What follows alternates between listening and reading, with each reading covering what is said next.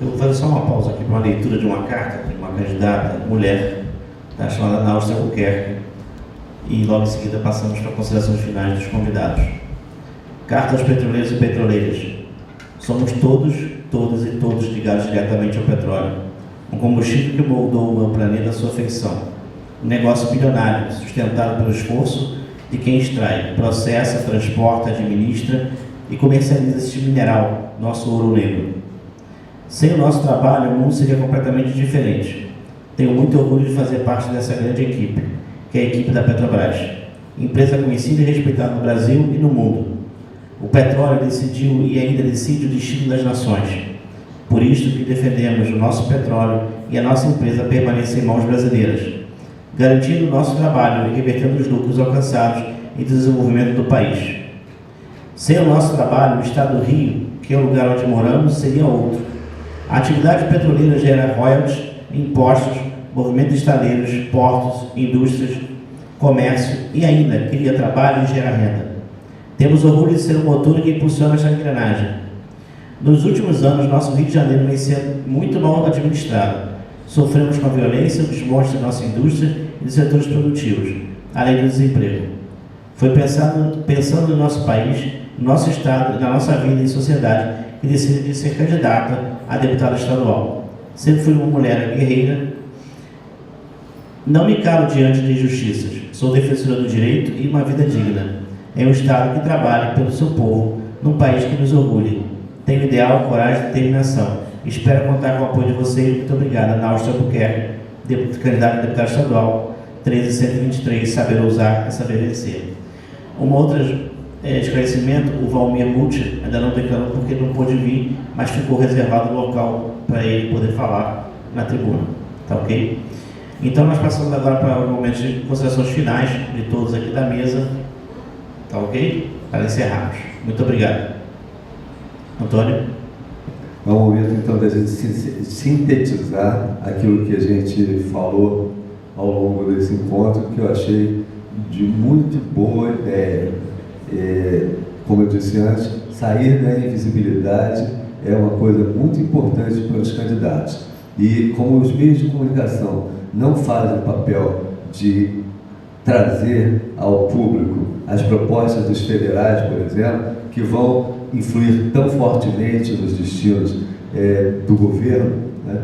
É importante que essas iniciativas ocorram e quanto maior número, melhor. Façam outras coisas desse tipo, eu, sempre que puder, estarei junto com vocês. Bem, então, eu resumo o seguinte. No ponto de vista dos petroleiros, a Petrobras, a minha posição é intransigente quanto à manutenção da Petrobras e retomada, inclusive, das questões que foram entregues sem nenhuma consulta à população. Eu já achei de péssimo ouvido quando eu era da Telerge e ela foi privatizada e da forma que elas foram privatizadas, as empresas de telecomunicações.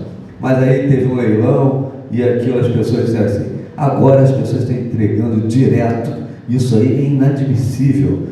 Como é que a gente, para comprar um parafuso, passa por tantas coisas? O meu contra-cheque, as minhas rendas estão declaradas no TCU, eles podem vir o tempo todo só porque eu sou um engenheiro de custos. Imagine que você pode então vender parte da Petrobras sem nenhuma consulta, não é preciso saber nada, é só fazer. Bem, então eu sou intransigente quanto à existência da Petrobras íntegra, uma empresa de energia acompanhando o desenvolvimento das tecnologias mundiais.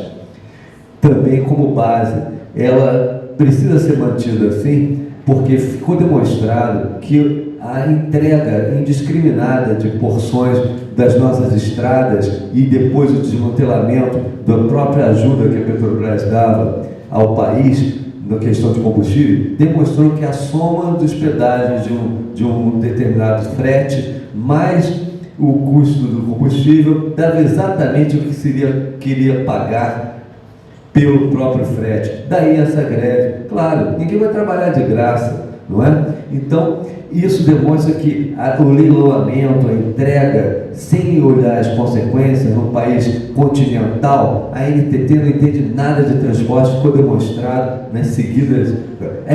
Então, por isso que eu repito, as nossas agências são uma excrescência, elas não deveriam existir, elas não servem ao propósito a que vieram, a não ser para facilitar os grupos que a elas se apoiam e a elas dominam. Então eu vou lutar contra isso.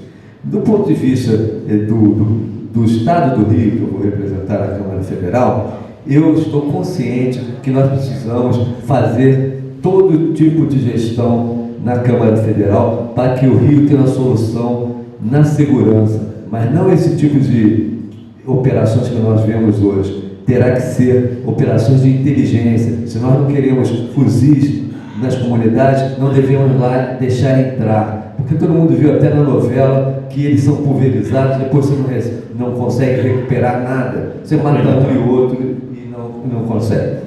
E eu acho que o Rio tem que ter segurança e saúde como base para voltar a ser um estado em que várias cidades poderão ter o turismo revitalizado, gerando empregos em todo tipo, desde o rádio, a televisão, as artes, aos restaurantes, aos hotéis.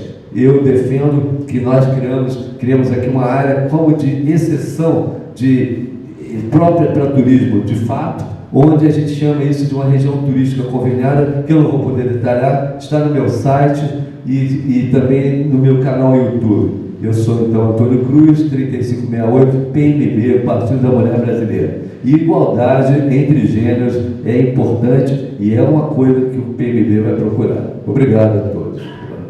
Vinícius. Gente, eu sou diretor licenciado aqui do Sindipetro e diretor da Federação Nacional de Petroleiros. Muito me orgulha o papel que esse Sindipetro cumpre nas lutas da cidade do Rio de Janeiro e do Brasil.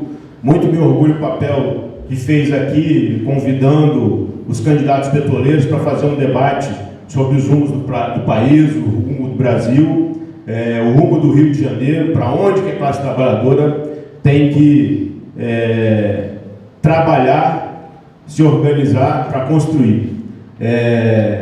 Eu sou de um partido muito pequeno, um partido que não aparece na televisão, que tem um bloqueio geral, porque a gente faz um embate político estrutural, debate profundamente as coisas, vai buscar e contestar o discurso central que a Frente Popular vem colocando aí, que a partir da entrada do Temer tudo de ruim aconteceu, e a gente está fazendo um debate aqui que muitas das coisas que estão colocadas foram plantadas durante o governo Lula, o governo Dilma, e a gente está colhendo agora o que foi plantado lá, dentro da política de colaboração de classes que foi encaminhada por Lula, continuada por Dilma.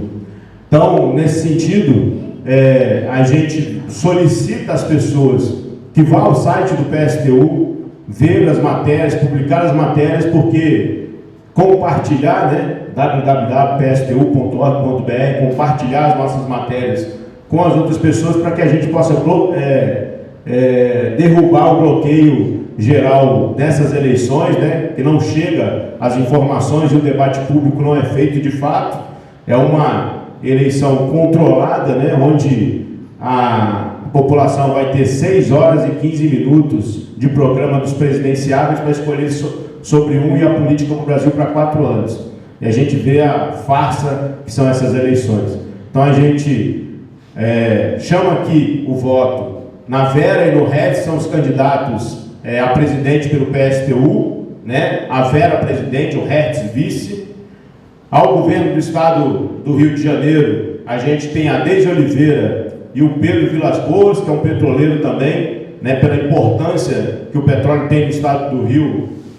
Eu estou como candidato a deputado federal e o Pedro como vice, e pelo papel que tem estratégico o petróleo, tanto para o Brasil quanto para o Rio de Janeiro, na questão econômica e desenvolvimento nacional.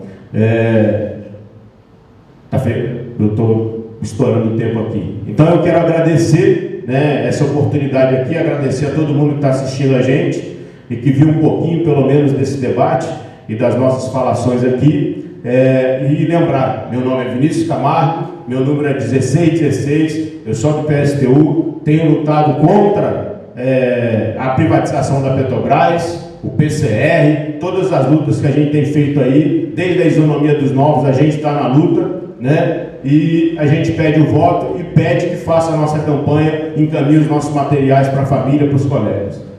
Eu queria agradecer aqui a oportunidade, agradecer ao Cid Petro, que é um exemplo de luta, ou agradecer especificamente aqueles que estão aí na organização e também aqueles que estão operacionalizando, tanto na idealização quanto na execução desse evento aqui, que eu acho um evento muito importante, que venham outros, né? Nós temos que criar dentro de nós e irmanados uns com os outros, né? E umas com as outras também, nós temos que criar uma cultura colaborativa, uma cultura de luta, uma cultura de debate, tá? Porque isso tem se perdido muito, né? Infelizmente a gente vê o individualismo aí crescendo cada vez mais. Essas chamadas redes sociais, Facebook e assemelhadas, elas são muito ilusórias, as pessoas estão ficando viciadas nisso, não leem absolutamente nada, só dão uma olhadinha no que está escrito, nem sabem o que está escrito direito, já começam a opinar, sem ter lido. Às vezes o título é irônico e a pessoa acha que não é ironia, acha que está falando sério e critica, fala contra. Às vezes fala contra coisa que na verdade é a favor, e aí a pessoa passa o dia preso naquilo ali e está apartado de quem está do lado. As pessoas não conversam nem mais com seus familiares porque ficam presos naquela coisa. Então, assim, esse e outros mecanismos, né? Eu não estou aqui dizendo que existe um gênio do mal que parou e arquitetou isso aí, não é teoria da conspiração. Ninguém parou e arquitetou para que a gente fique preso, por exemplo, no celular ou se torne individualista. Mas não precisa arquitetar. Isso aí é a ideologia dominante que está disseminada de maneira rarefeita aí na sociedade. Não precisa um mega empresário conversar com o outro para arquitetar uma conspiração para fazer essas maldades com a gente, não. Eles já vão fazer automaticamente porque isso aí é da ideologia do capitalismo. Agora, a gente tem que criar uma cultura diferenciada disso, uma cultura coletiva, para que a gente possa avançar como povo oprimido, né? Nós somos povo oprimido, né?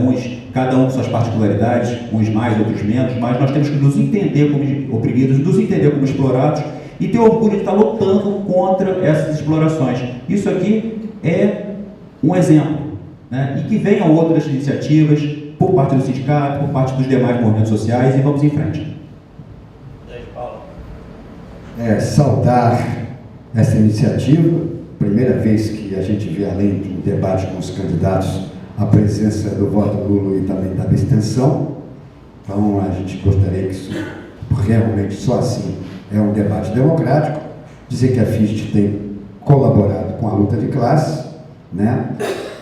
Vencemos na justiça contra o governo federal, estadual, municipal, particulares, inclusive Eike Batista.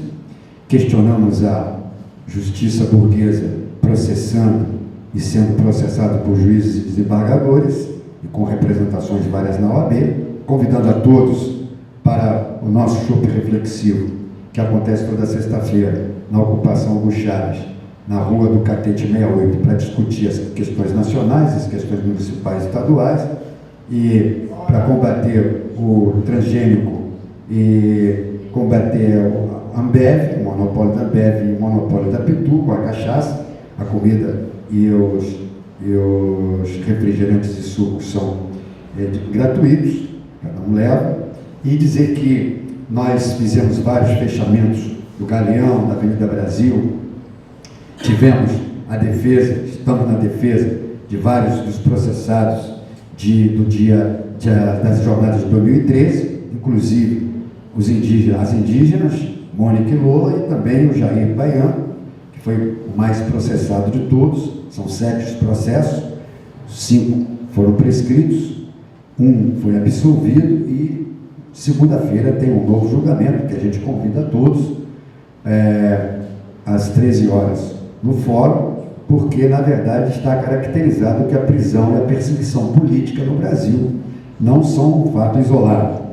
Lutamos contra os 32 presos políticos, que são os 23 das jornadas de 2013, mais, está sendo divulgado, mais o Rafael Braga, Jair, Lola e Mônica, Padre Amaro, da Comissão Pastoral da Terra, que luta pela reforma agrária e contra a devastação da Amazônia, o companheiro Cleito, de uma das ocupações nossas, acusado de ligações com o Estado Islâmico, ligado à Lei de Segurança Nacional, num processo racista contra um companheiro negro e também islamofóbico contra o islamismo, que nunca teve atuação, nenhum desses grupos teve nenhuma atuação aqui no Brasil, apenas isso foi um factoide na época das Olimpíadas e da Copa do Mundo para mostrar serviço, e esse companheiro está sofrendo até hoje isso aí, e é o próprio Lula que está aí preso não porque pelos erros políticos que cometeu, por ter roubado alguma coisa, mas sim pelo que ele representa. E por isso entendemos que o Lula é um preso político, uma vez que foi preso antes dos processos transitarem em julgado. Concluído, E quem inventou essa legislação não fomos nós.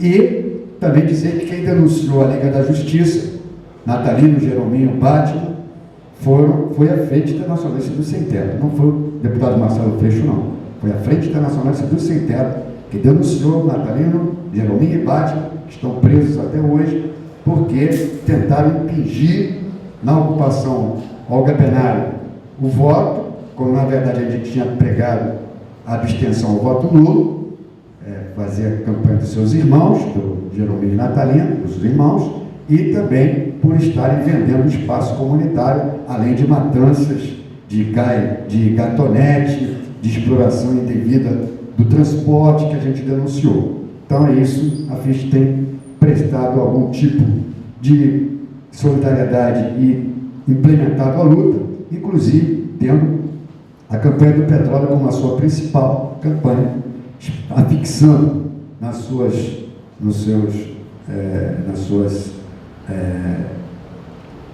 fachadas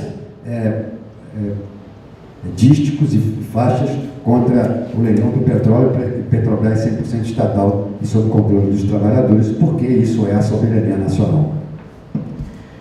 Estamos encerrando já a nossa programação do debate. Agradecemos ao companheiro Antônio, do PMB, ao Inter, do Anarquista, o André da FIST e o companheiro Vinícius, do PSTU. Agradecemos a presença de todos que estiveram aqui no prédio da Passos 34, Sítio Pedra, e também aos nossos ouvintes por Facebook e site que estão nos ouvindo. Lembrando que a luta continua, e fazer política é também fazer amor. Fazer política é conversar com um amigo. Fazer política é também conversar com o vizinho. Como é que fazer política é conversar com os outros. Dia 28. Está marcada alguma manifestação? Vamos estar mobilizados. 28 ou 29? Não. Creio que é 29. Tá. 28. No Hotel Barra, no Sucosta. Mas, enfim, fazer política não é uma coisa difícil. Não deve ser simplesmente deixada para os outros. Tomem a política para si. Não odeiem, porque é isso que a elite quer. Que você não participe da política. Tá ok? Muito obrigado a todos. E privatizar faz mal ao Brasil. Reage, brasileiro!